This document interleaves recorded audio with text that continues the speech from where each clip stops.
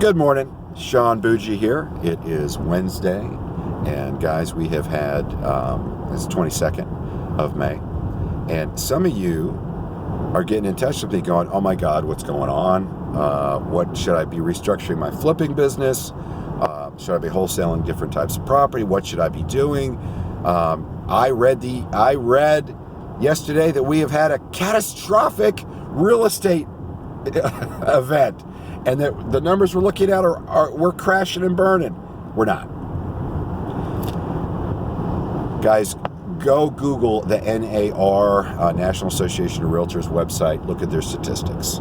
You're going to see a pretty massive adjustment. It's an adjustment primarily in the upper end. Bottom line is everybody got happy. Prices kept going up and up and up and up, and we finally hit the ceiling. And when I say the ceiling, there's a couple things to consider when you look at prices at the upper end. One of them is rents were so high that it made a heck of a lot more sense to go ahead and buy. And rents were continuing to creep up. Rents have stabilized, okay? So that's slowed down the move to buy.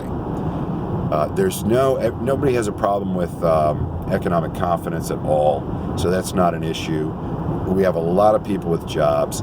Really, where you're seeing the biggest demand right now is starter homes, because the jobs that have come, obviously, they're across the board, but most of them are your starter or entry-level jobs. So you're looking at starter or entry-level housing to meet the need of those folks. So what you're going to see in the coming couple of months is you're going to continue to see a little bit of an adjustment, a slowdown as far as appreciation. Property's still going to go up in value, and when I say that, I'm talking about the upper end now, right? Property's still going to go up in value, but it's going to increase at a decreasing rate. Instead of being at this much of an angle, you're going to be looking at this, right? Not quite flat, but a more reasonable appreciation rate, and you're going to see it in the upper end. You're still going to see the beginning end or the entry level push upward, okay? Which again, we've constantly preached buying the junk, dumpster diving, buying the lowest end stuff. Why? Because if you can get the lowest end stuff cheap, you can flip that to an investor cash who can then put the money in. You can leave enough meat on the bone for them to still put money in and still resell it and make a lot of money.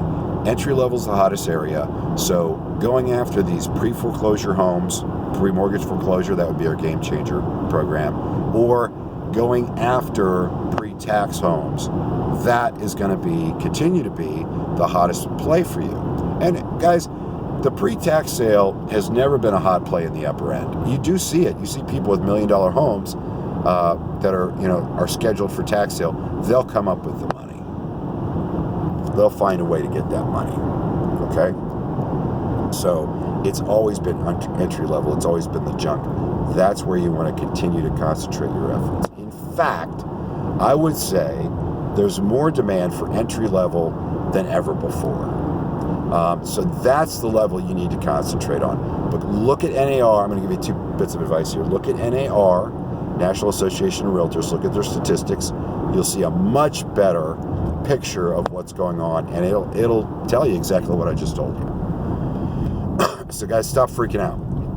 It's okay. Entry level is going to continue to be hot forever, because if you can get that stuff cheap enough, the investor's got 2 options. He can invest a lot of money in it, renovate it, and sell it for top dollar in the entry level now, or he can put enough in it to make it presentable and rent it for top dollar. So entry level is still your best bet. Don't freak out on this catastrophic real estate crap they're talking about. Also, if you're not already, big shout out to Armstrong Economics. Some of you guys have been following me for a while. You know, I think this guy is the shizlet. He's got everything for him is cycles. There's no voodoo. There's no, I'm looking at this particular algorithm and this particular, no. You know, whatever the hot, trendy algorithm is for the stock market at that time. That's not what he does. He has a global view of what's going on, all right? Global view of what's going on, which nobody else does. And he goes pure cycles. So for him, there's no emotion in it.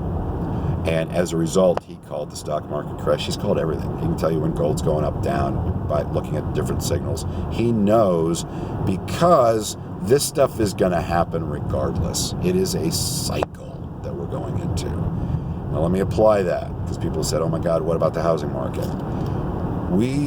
What Armstrong has been preaching here is over the next 10, 12 years, 10, 11 years, something like that, you're going to see real estate's been doing this, you're going to see it do this. It's not going to flatten out, but it's going to get to a more respectable, a more sustainable appreciation rate. So property is going to continue to go up. It's just going to go up at a decreasing rate.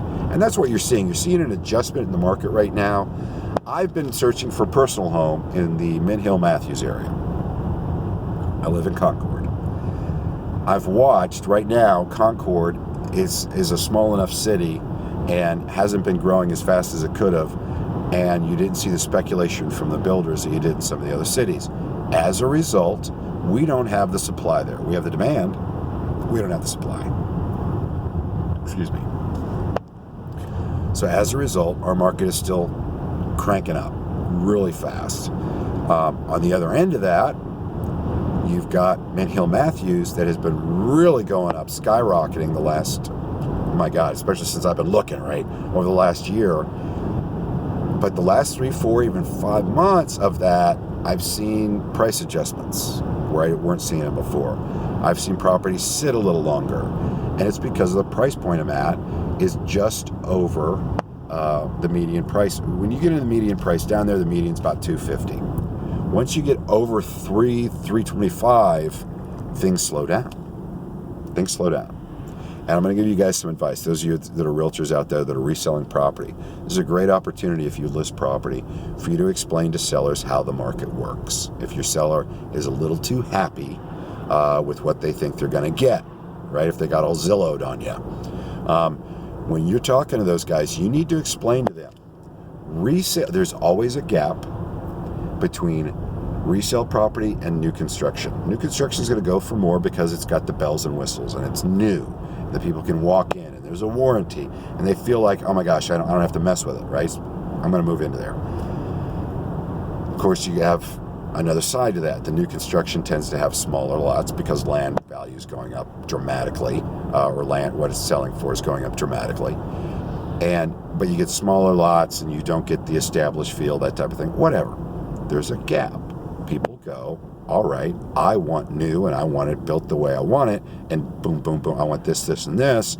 And there's a gap between that and resale because you're looking at resale going, I'd have to put this much into it, and that's time and energy and effort, and I don't know if I want to do that, so I want to go with new construction. There's always this gap.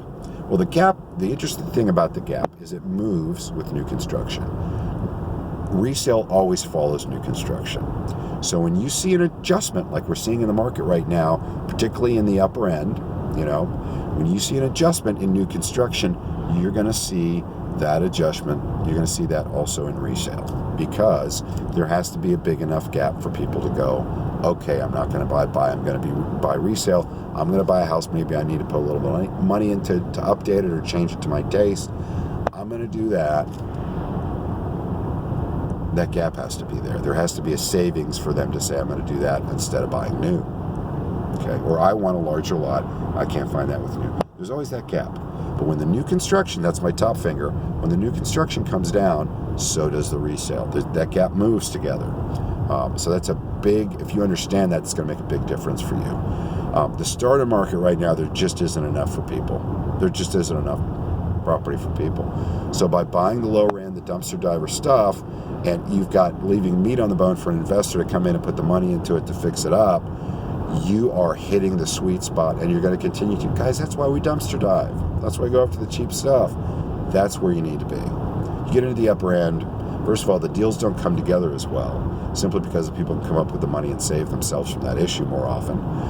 But also because that's not where the buyers are right now. The buyers are sitting on the fence a little bit in the upper end waiting because they're seeing the market start to adjust.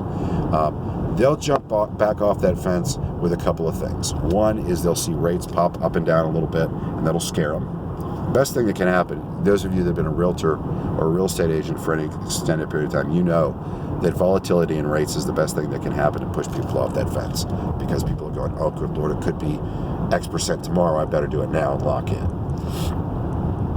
But anyway, the bottom line is this catastrophic event wasn't catastrophic. It was an adjustment in the upper end. We're still going to see appreciation. We're going to see increases in value, but it's going to increase. It's going to increase at a decreased rate. Hope that helped you guys understand what's going on with real estate right now. If you have any questions, comments, whatever you want to do, please do that under this video. I'll have this on YouTube. I'll have it linked on our Facebook page too, or on our Facebook page. Please, I encourage all comments you can throw in there. Also, again, highly recommend you go to armstrongeconomics.com. The guy is unbelievable. He's dead on, and he has eliminated the emotion from it. So if you're looking for what's going on in the market, that's where you need to look.